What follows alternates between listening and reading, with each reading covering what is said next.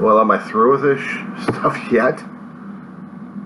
I don't know, but I had to get this stuff off my chest anyway. Doing a little bit of cleanup on this one. And I'm going to be making files on these things. So I just had to get this stuff off my chest. I almost had a thought in my head concerning about what my first days of school are going to be like. So I guess this is going to be the log sheet for it. So, here we go again. 8:58 in the morning. It is January 1st, 2023. This is the Weaver, John Weaver, and the Diary of the Griever named me.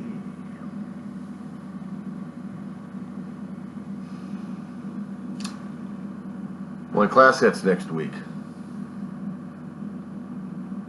hopefully I'll be doing another video. I mean, I tried to do it last year. Didn't work out.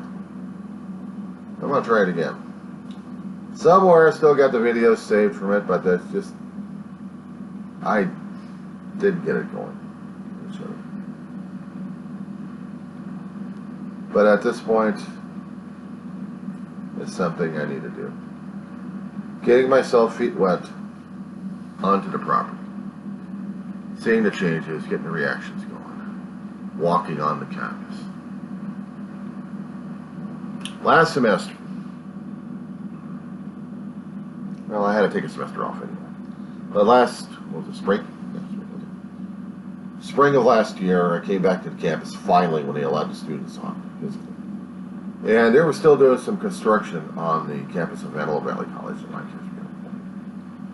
K and 30th. West. Not a bad campus, I'll tell you. Several years over there, on and off. It was still like home. So here's the thing for me. I had to take this semester off during the fall because of things I've talked about in different videos.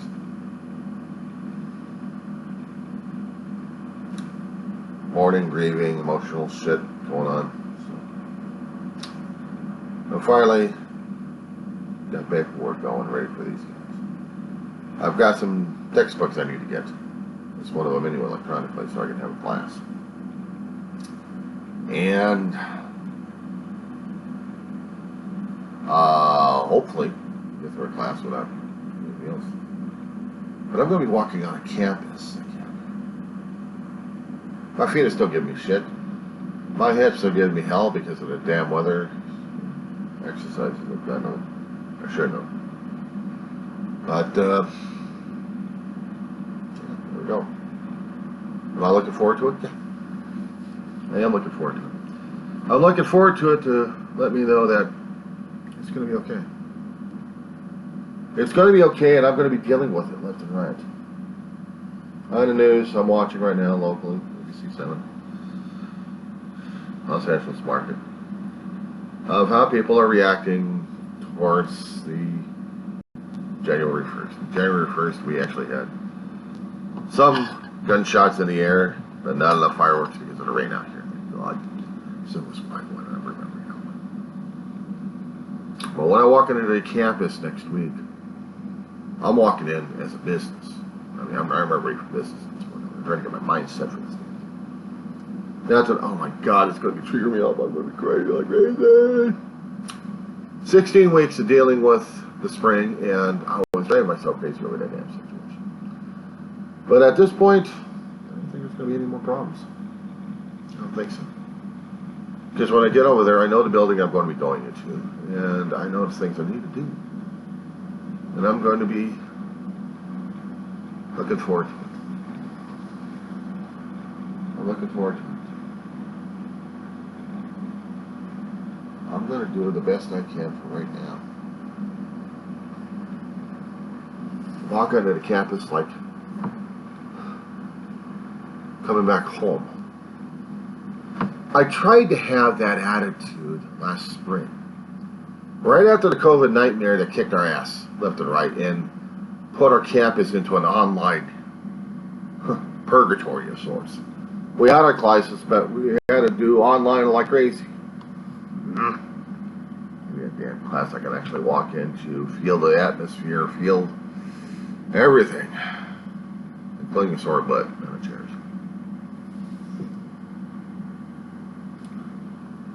And there was something I was accustomed to, and there was something I enjoyed.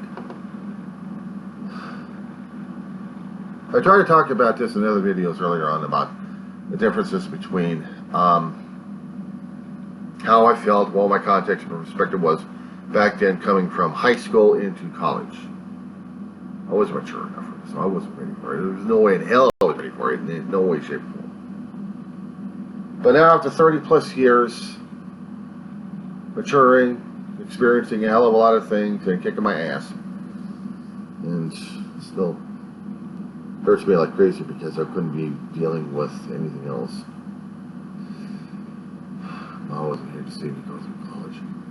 See the grace would probably give me a hell of a ribbing saying, "Why couldn't you do this while you were out of high school? Why couldn't you do this a long time ago?"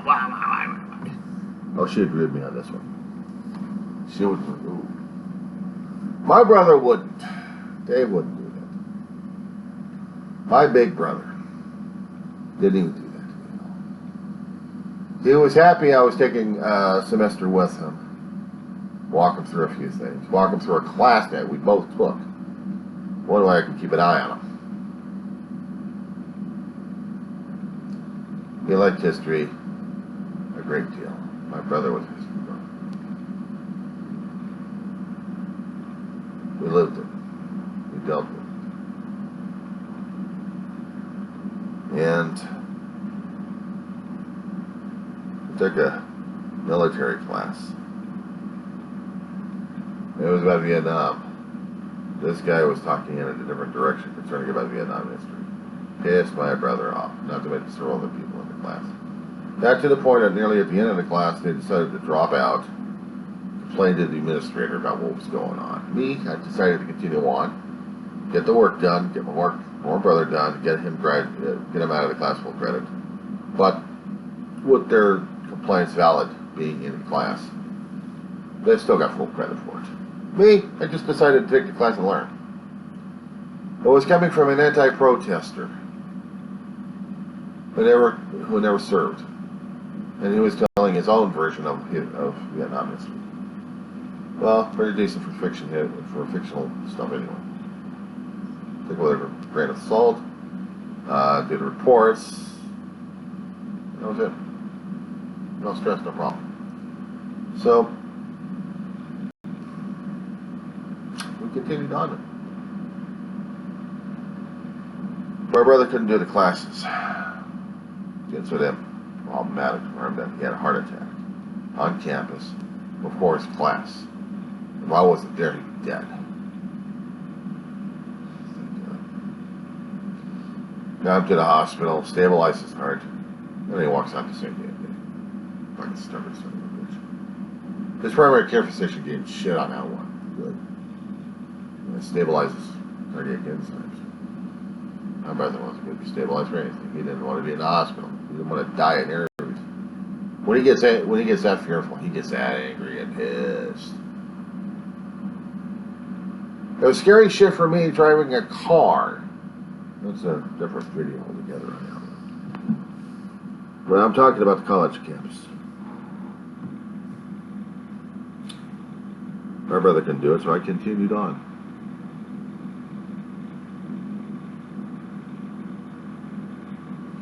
I remember cutting my class shortly before, actually when COVID was kicking in. Half the semester, first portion of it was in person, and the rest of it was all online. God,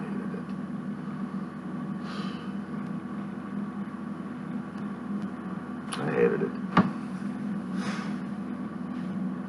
But we had no choice.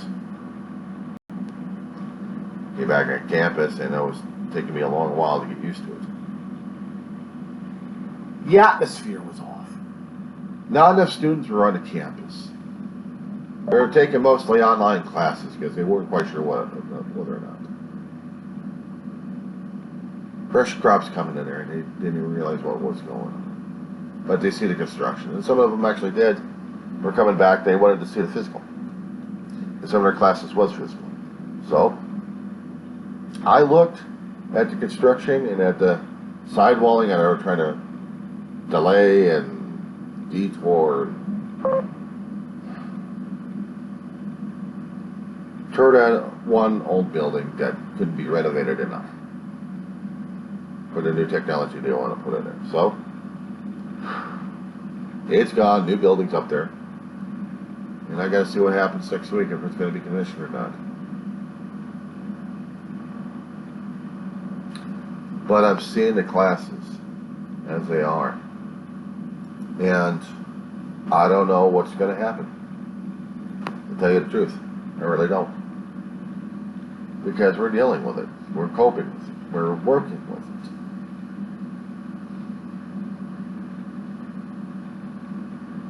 That's all we can do.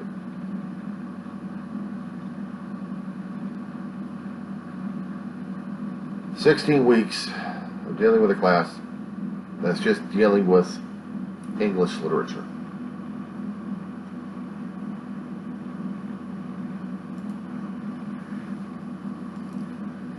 I could deal with English literature, no problem. I could deal with history. I could deal with political science, no problem. What I couldn't deal with was the unsettled feelings that I had in there. The atmosphere in the place had changed so damn much. I was feeling withdrawal symptoms of my own home. I had become entombed, entranced, entrapped, and basically psychologically maladjusted. To stay in a home to where it's more safety and comfort, despite dealing with a damn bug war. This place, damn roaches, all over the place. 3 fucking months. 3 to 4 freaking months for these damn sons of bitches. God, spray them, traps, deep spray. Can't get rid of these assholes. And there's pervasive in this apartment. And I'm not an originator. I'm just a recipient and still passing these damn things out like a damn carrier. More typhoid baby. But no, I wanted to be back in this place over here last spring, and then it was getting emotionally screwed up on me, and I had to go crazy during the summertime. I wanted to get medical, but didn't happen until fall when I had to get myself together and get the medical and the therapy services going. 16-week dedication, dealing with the work, trying to get my brain focused on it, and it was. Got out of it with me. Fine. C's I was oversettled for, but B's killing. Creepy. A, come on, that's the top of the game. With me screwed up on the head, B is the finest. Got no problem with that. Some people think, oh, you're just a B. Yeah. Better than a C. And that's fine. I kept thinking I was going to get out of a damn college system. I was either a kid or as an adult as a C and deal with that. But a B, that means my noggin's still working. It's killing. A few classes actually had A's in. I'm like, wow.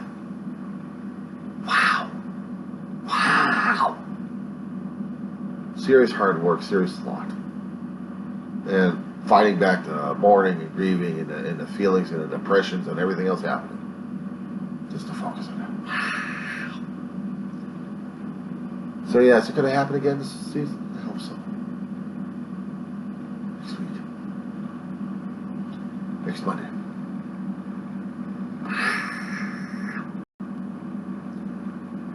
I'll get on the bus. I'll walk my ass over to a bus stop. Mile and a half away, there's a bus stop.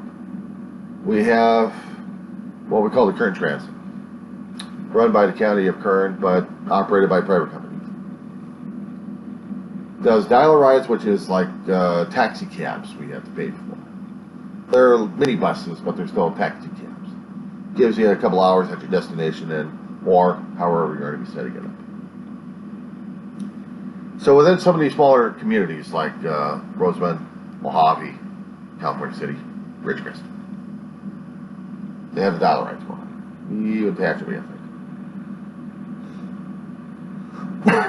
think. City of Bakersfield has their own bus systems over there. They don't have dial rides. We get the express buses constantly, bouncing from one large community to another, different routes. but one or two actually go from Mojave and Roseman to Lancaster, California, and back. And it's those main things that we keep taking. Keeps getting screwed over one way or another. Sometimes we can get the dial rides going, so we can get those working. So I got to start working on that for next week. Give them a call this week. I'm looking forward to it. Because it's a bitch walking early in the morning to a damn frickin' bus station. I'm waiting for the damn bus. My feet will be killing me, and my back's killing me during that time. I got to get them over there anyway. We had 2 bus stops over there. One by a major shopping center, but one closer in a more community neighborhood. It's the last one before we get to the jumping point to Lancaster. Let them do the drop off. They haul ass back over while we have another bus coming over to do the pickup at different times. It's a weird system like that, but you know it works. So I'm looking forward to that. Walking the campus with a videotape going on, the camera phone recording everything. Because I still have construction going on, it screwed up our bus areas. Because when I was going to the doctor's office, I noticed that when we got past the campus in a loop, stops are screwed up.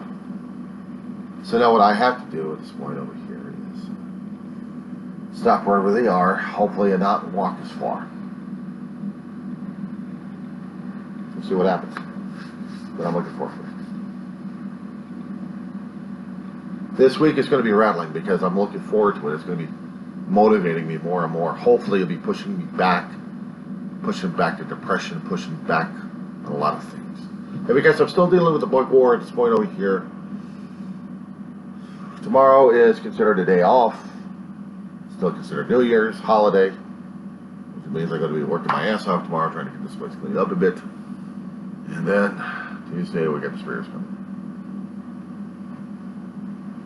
But still, probably get a little bit of work done today. But this is the plan for today.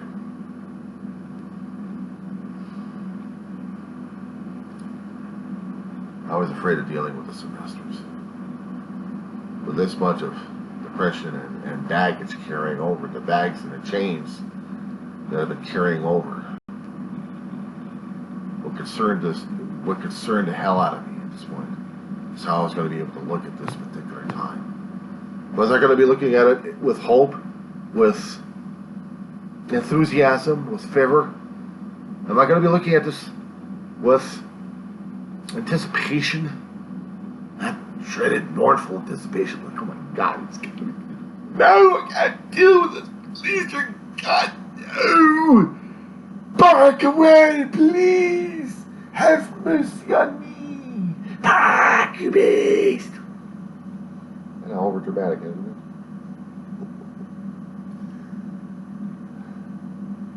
But yes, I can laugh at that. I know I've been emotionally triggered already for an emotional outburst, and it's going to take something innocent and innocuous.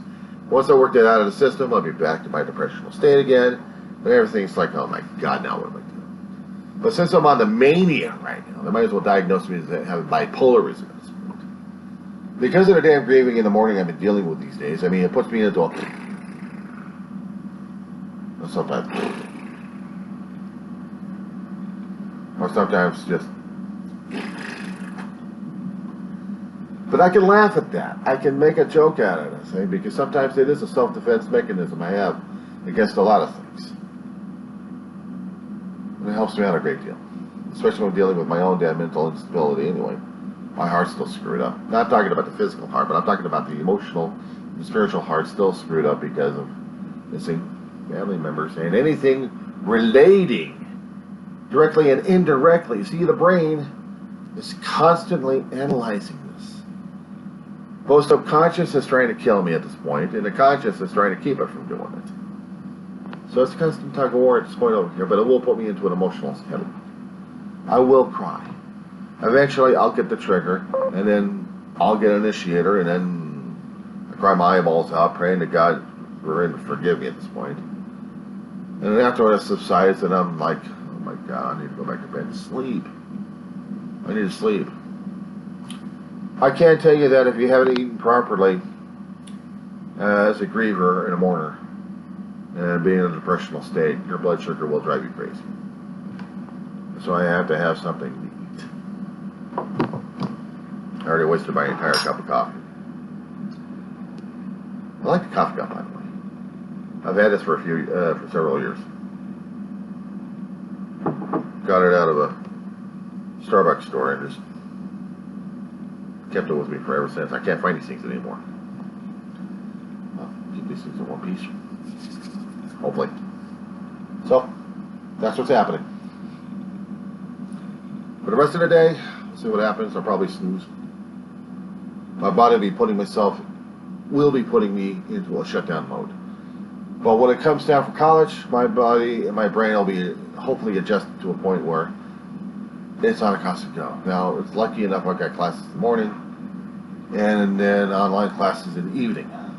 In between that time is a downtime and I can conk out, sleep. I need resetting. I need my brain and my heart and my soul reset. I need to have at least an hour or two off the damn social grid. Because I know in the social grid also I get triggered a great deal. I'm seeing people with the grieving stories from way back then up to current. And sometimes the current ones get me more, too fresh, and I'm trying to share experience, strength, and hope with these guys.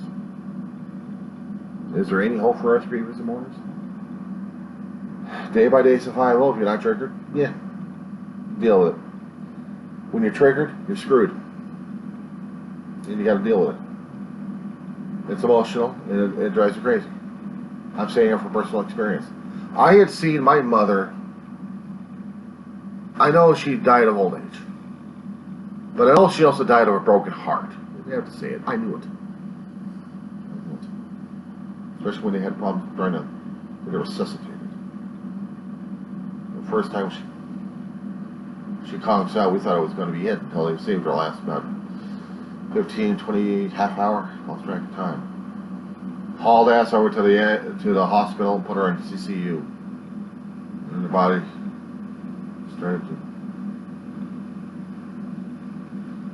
The soul was already gone, but the body and brain was just... He was dead. For 19 days, a zombie was living. 19 days, her soul was hanging around us. We wanted to keep her alive. We kept forgetting that there was certain paperwork that she signed that wouldn't allow us to. But we actually remembered that. She would have been dead, and now was dead. And we were still going through evictions during that time with the apartment complex. So we were screwed either way. But we went through all we went through. Do I regret the choices I made with Ma and Dave? Not really. Some choices with my brother. Yeah. With Ma. Not with Ma. But with my brother? Yeah. Because he was making those choices consciously. And we had arguments before strokes got to him. Where he couldn't communicate anymore. And not effectively. But right now, I'm all alone with a dog. First time in my life that I'm actually all alone without my mother, my brother, without them being with me. Longer than a week, longer than a few days. It's been coming up on 10. February 19th of this year. It'll be 10 years for Mama. And it still hurts like hell. For David, September 8th.